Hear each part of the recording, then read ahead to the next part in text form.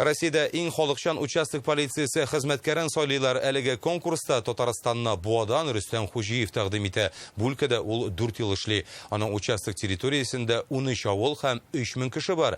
Республикада аның яклаучы инспектор белән Алия Сабирова аралашып кайтты. Сәнмесез? Миңа материаллар бар микән?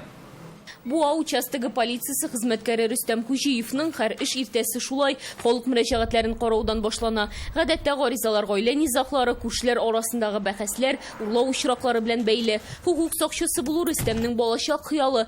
Кайбер туганнары да бу өлкәдә эшли. Төрле ситуация булды инде, алар ситуациялар истә кала. Анда менә Тимбай авыл җирлегендә бер өйгә кирип әйберләрен урлап чыкканнар иде.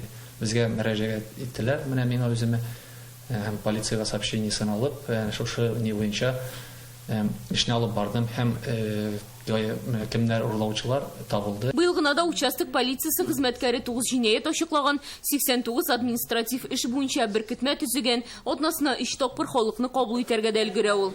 Иң беренче халыкка якын булырга тиеш, халык белән сөйләшергә, аралашырга, уртак тел табарга кирәк.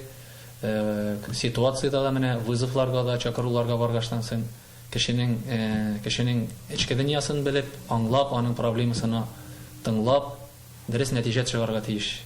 Монда һәркем аның ярдәмен тоеп яши. 4 ел эчендә Рөстәм инде дистәләгән кешегә булышкан.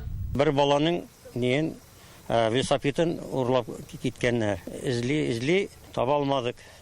Аннары мөрәҗәгать иттек участковыйга. Ул велосипедны тапты. Төрле вакыт була бит тормышта, ялгышларда була, җинаятларда эшләү була. Но менә ул һәр вакытта аның принцибы менә бу ялгышкан кешеләрне катгый җәза бирү түгел, аларны дөрес юлга бастыру ягында. Рөстәм Хуҗиев хәзер Татарстанда аның ил күләм конкурста яклый. Каждый кешенең койгасына үзе кирип китә, и пока вот не разберется, ул обратно отделга кайтмый материалы белән. Хәзер Россиянең иң халыкчан участок полициясы хезмәткәрен сайлау бара. 10 ноябрьгә кадәр якташыбыз Рөстәм Хуҗиевка тавыш биреп була. Моның өчен сылтама экранда күрсәтелгән. Алия Сабирова, Алмаз Зиядинов, Яңа Гасыр каналы.